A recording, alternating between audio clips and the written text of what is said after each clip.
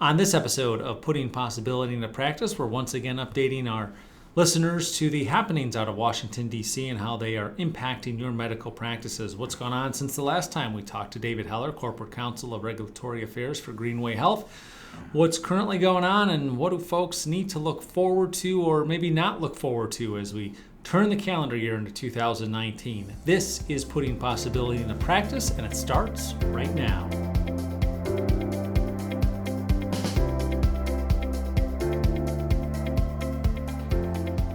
And I'm Joe Augustinelli, Social Media Manager at Greenway Health, and welcome to this episode of Putting Possibility into Practice.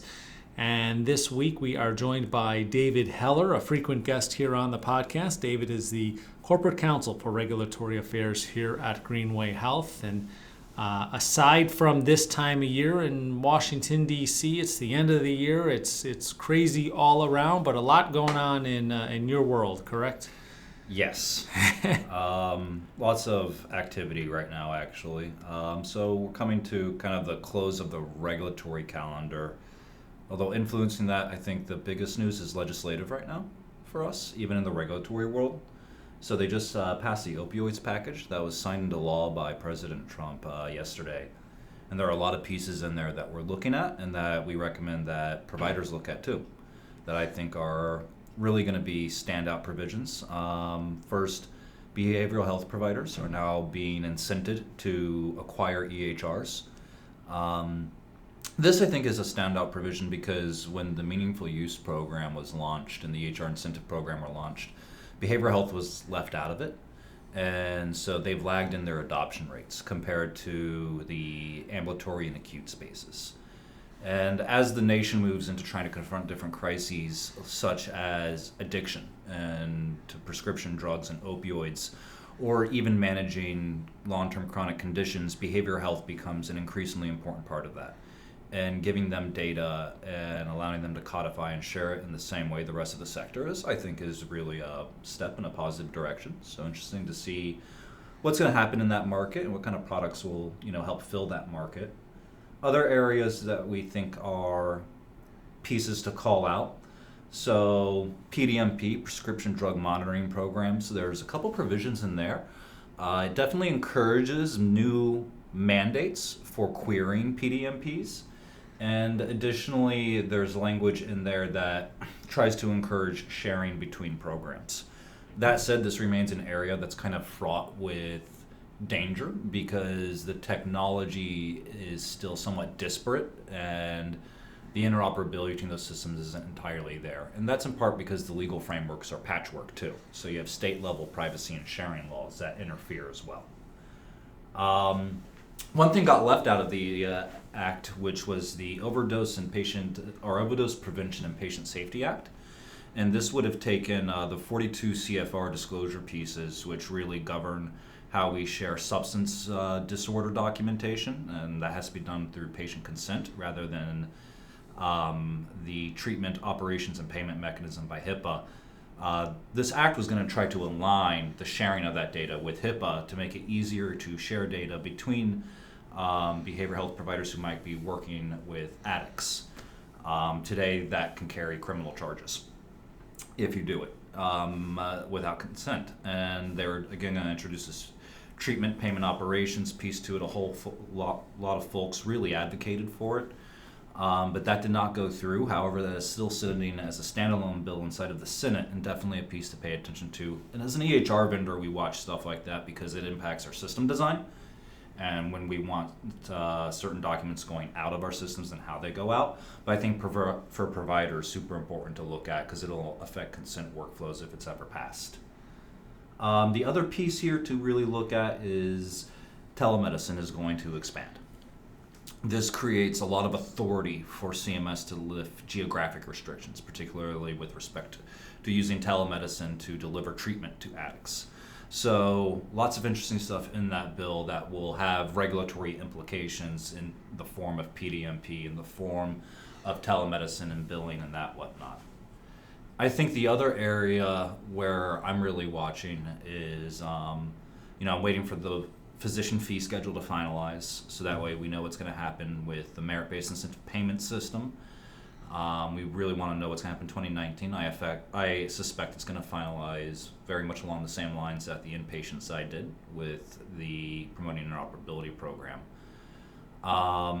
The other area we're really watching is there's this brace of regulations right now that are under review at the Office of Management and Budget. And this brace of regulations, one is provider facing, the other is vendor facing. And this actually will implement the statutory prohibition against information blocking that was passed pursuant to 21st Century Cures. This prohibition will be implemented now at the regulatory level, expecting to see language in there about what reasonable and necessary activities are not considered information blocking. This will be really important again for providers and vendors to look at. CMS is issuing the provider facing side, ONC will be issuing the vendor facing side. So definitely something to pay attention to. It'll really affect kind of your technical operations and also some of your SOPs. So those are the two big things we're waiting for right now. And then in terms of what we will see next legislatively, probably some more bipartisan movement on the opioids package regardless of who wins the election. But outside of that, we'll have to see politically what priorities Congress and the administration set after the election. On the regulatory front, we're going to continue to see more of the same, I think, as we move into the new year. More pieces around information blocking and more pieces around continuing the implementation and ramp up of the merit-based incentive payment system.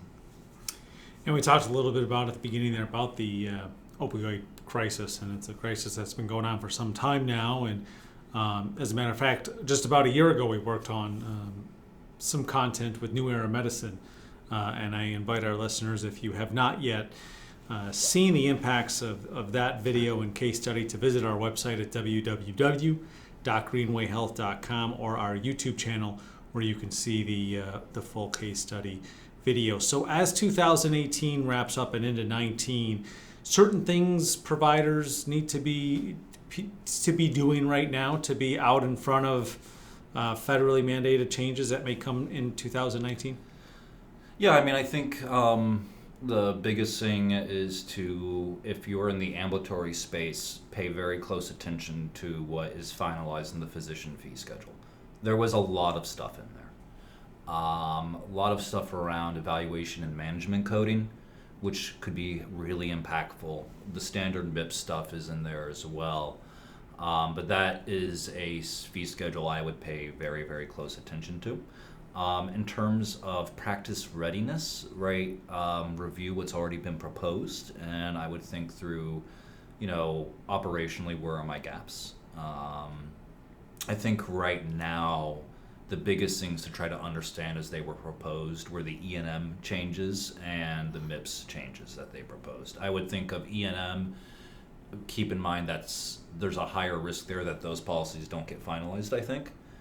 But really understanding that and potential workflow implications, I think, are really important. And on E&M, I think you need to evaluate that with your billing team and your coders too, and think through how would we approach this kind of framework. MIPS is kind of a standard annual review of what are our new performance thresholds, what do we need to get there. So right now, I think it's really working with your teams to make sure that folks understand what's proposed, so if it becomes final in a rapid order, that you can act on it. And is there any timeline that we expect some of this to be finalized, or does some of that, I know we talked about it briefly about the elections, does any of that weigh on what direction things go after Election Day? In terms of timelines, so the physician fee schedule is under review with OMB. That puts it probably at a matter of weeks. Information blocking, those proposed regulations are in the same time frame, but if it's going to be proposed in a couple weeks, it'll be finalized sometime probably next calendar year. So in terms of time frames, that's really kind of where we're at right now, is weeks. We're at the kind of final stages in the final sprint in that regulatory cycle. Great. Anything else folks should be on the lookout for as we head into 2019? Conditions of Medicare participation would be the biggest thing I'd look at. This administration has made no bones about the fact that they're very serious about information sharing, and have even considered implementing changes at the conditions of Medicare participation level. And that is just something that I would pay very close attention to as a physician, and definitely engage in my local industry associations on what that means for me. And the reason I would do that is those kinds of changes would generally take time, but they can catch up to you, and if you're engaged a little earlier on, it can help you get ahead of them. And that kind of change would be fairly monumental and large. So something worth paying attention to early on. Sounds good. And as some of this goes through the pipeline and gets finalized here and we close out 2018, we'll bring you back on to discuss what will hopefully be some of the firm changes for 2019 and practices around the country. Thanks, Joe.